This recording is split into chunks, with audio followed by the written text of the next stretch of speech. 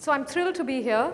I have to confess that this is my first keynote, so you'll have to bear with me if there are any big goof-ups. But this is exciting for us, right? Because we're a very young brand. We launched May 9th, 2011.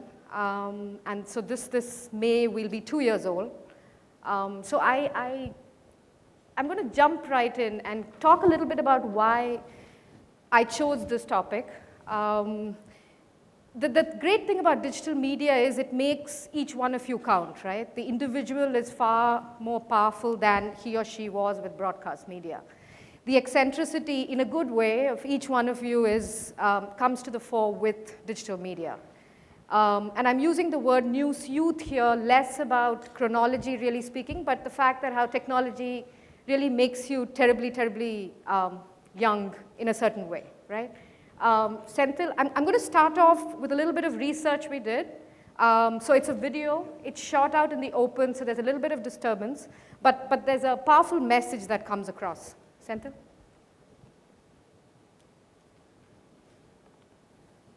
Have you read the newspaper today? No. Have you read the newspaper today, Alpan?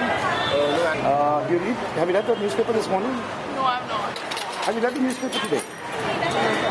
Have you read the paper this morning? No, not this morning. Have you read today's newspaper? No, not yet. Do you read the news? Have you read today's newspaper? No. Do you read the paper every day? Not every day. Do you read the newspaper every day? No, not really. Do you read the newspaper every day? Not every day, someday. Do you read the newspaper every day? Not every day, but yeah, I do. Okay. Do you read the paper every day? Yeah, not every day. Do you read the newspaper every day? Not every day. If you don't read the newspaper, where do you get it from? From friends or that Facebook. So where do you get your news from?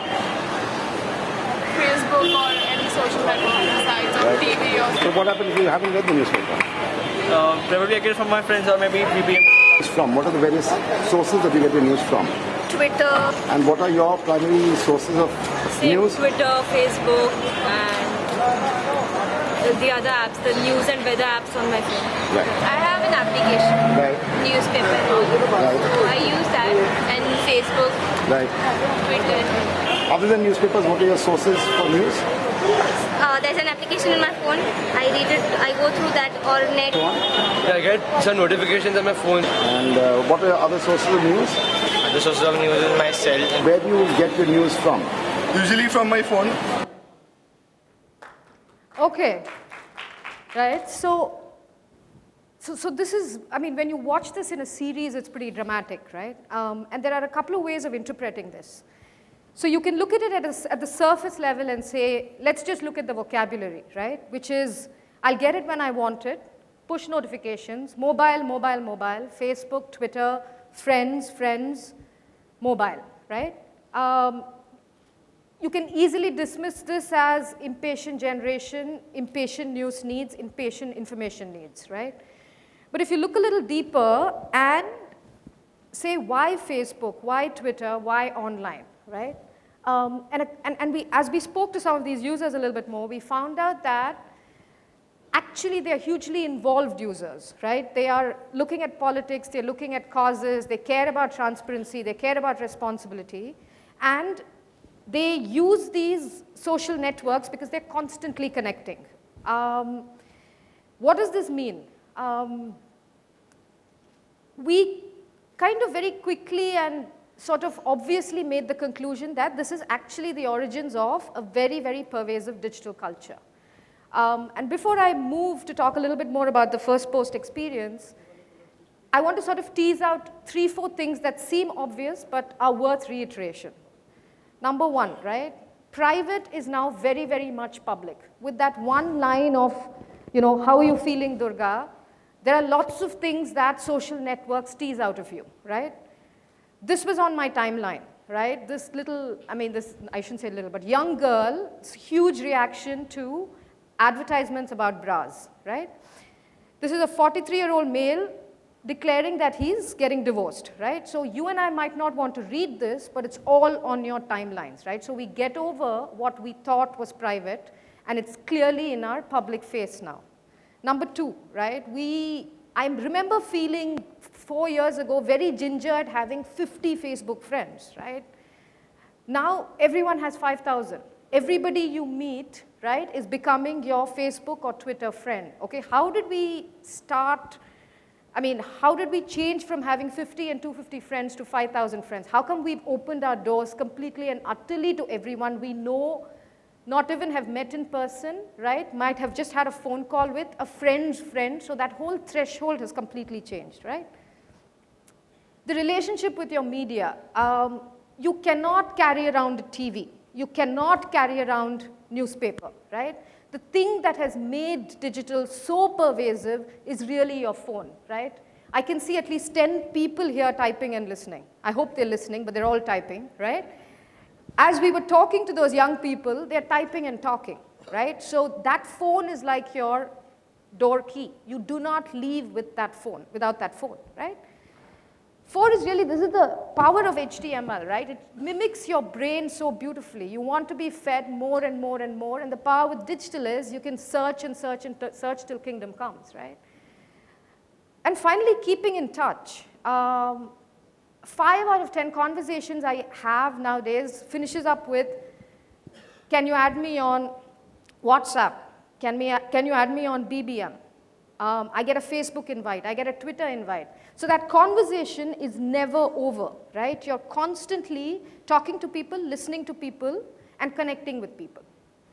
So at the end of the day, Firstpost is really about carrying forward this digital knowledge, right? And this digital culture, this social culture, right? How do we do it? One, we were very clear that we wanted to take news as well as social culture equally seriously, okay? So you'll see, I mean, our focus is very much on multiple experiences. So you have your usual news characteristics of politics and life, but you have photos, which is a big part of social sharing. You have debates, which is a lot of argument. You have You Speak, which is a new product we are launching next week that I'm going to talk to you about. E-books, right? I love long form. I think that's one of the beauties of digital. And you have specialized coverage. When you want to make friends, you want to show feeling, you want someone to be your friend, right? So you will see a very humanized product, full of hashtags with a lot of voice, lot of tone.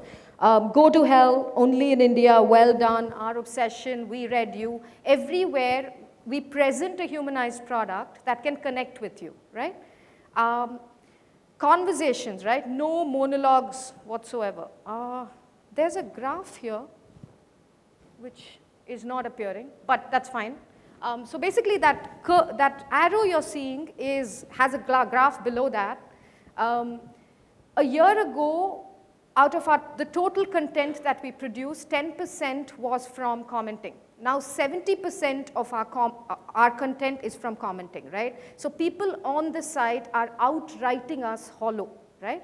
So in terms of the entire, we publish 400 pieces or 400 URLs every day. There are 24 comments on average per post, right? 30 posts a day are generated from user comments. Users write between 500,000 word responses, okay? They're building arguments and they're building editorials along with us, right? Which I find absolutely stunning.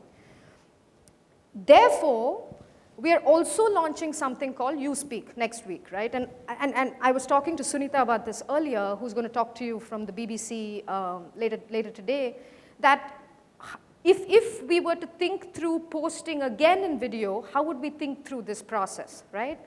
And the idea here is to really say the YouTube of views, right? The YouTube of opinions, right? I don't want to recreate television for the internet. I'm having 60-second views, right? Jaggi, who's our editor-in-chief, is right there on top.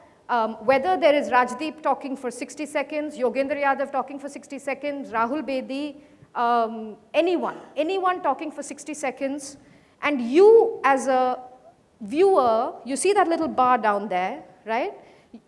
If you switch that bar on, if you just press record, we detect whether you have a camera, right? And this is on Android, iPhone, and the web, right? We detect if you have a camera. If you do have a camera, you reply to us or you start your own discussion, but you get only 30 seconds because it's an unequal, unfair world. But you can play it multiple times until you're ready. You can preview it. You submit it to us with a headline if you wish, and we publish it. We will moderate it, but we will publish it, right? And then we say, hey, Sunita, your view has been published. Would you like to join a Google Hangout on the subject too, right? So we feel that just as commenting and user content was crazy on text, we believe that it can be on video as well, right? We believe that making speaking, don't just type, talk, making speaking as easy, right, as writing will make you want to share your video, and you'll all become evangelists for Firstpost and also learn to speak your view, right? So this is something that we are very excited about, taking forward this conversation idea.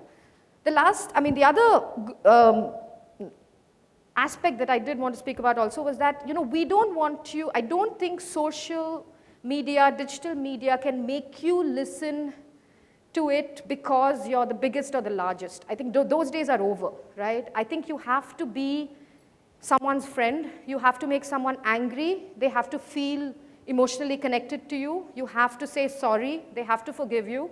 And they have to come back to you. You need to make them feel that you are a part of their life like a friend, right? Shining Path is a great example of someone who, in the initial days, disagreed with every view that we had, wrote extensively in our commenting board, right, saying we were one-dimensional. But he came back again and again and again, right? Now he has written 62 posts for us. He is as good as any journalist you will find in any newsroom. The age of sort of editorial tyranny, I think, is completely over. I think there are a lot of journalists out there, and I think Shining Path is a brilliant example of someone who uses data analysis and contributes towards the larger understanding of an issue. And since then, we have 45 such Shining Paths who we've recruited from our audience, right?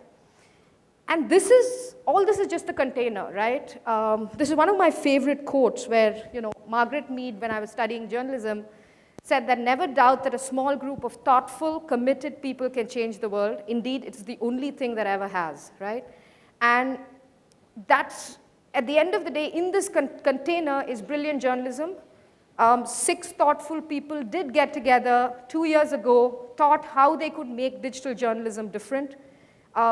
R. Jagannathan, whose image is here, is a brilliant example of a print journalist who started 4 business magazines in this country, who I hate being ageist, but I'm saying this to make a point, who at 55 says, I want to be a full-fledged digital journalist who writes 10 posts a day, who video edits, who speaks to video. This is the future, right? It is not about what you've done in the past. It's really about how well you can adapt to this social future of news, right?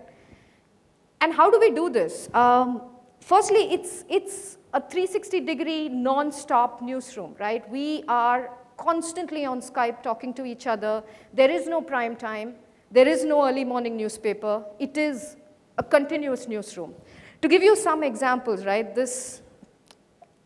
I think we've been very lucky with the context too, right, starting with Anna Hazare, as well as the amount of investigative journalism, expose journalism, that India has been good to us in terms of digital media, because I think there's so much of unrest, there's so much of disillusionment that a media that is democratic has to be in that space to flourish, right?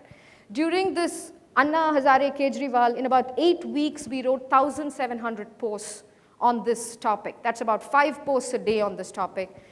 In this Robert Vadra, the Kejriwal expose, we did in 1 week 75 posts. Gang rape, in 4 weeks, we did about 800 posts, right? So this is everything that you're thinking, every angle that you're seeing, we're trying to put it out there so that you can respond to it, right? Whichever India you come from, and there are many Indias in this India, we want you to find a space, right, in this site.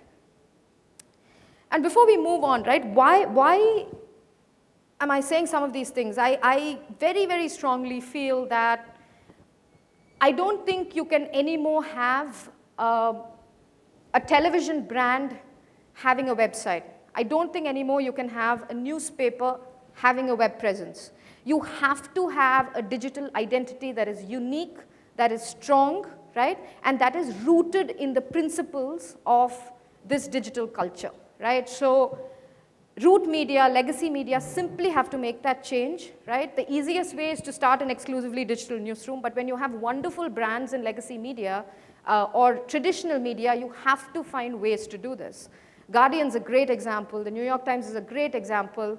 I was telling someone else, the New Yorker, right? One of a fantastically traditional magazine, long form, brilliant iPad app, right? They have understood the values and brought it and really truly are a tablet brand, right? So I think we have to think differently. And why is this the future? Because you can't control social media, right? Everyone wants to be on social media, though they hate it, because they want to be in the conversation that they are being talked about, right? So every leader, every editor is sitting on social media because he or she wants to have some influence on this flow, right? And the job, I think, description, a friend sent this to me, has fundamentally changed, right? I think every leader, I think Obama's campaign won a Grand Prix at Cannes because he was able to influence a huge nation because he was able to think like an editor, right? So leaders, editors, I think have to understand that in, democracies today, the social newspaper is really the only future.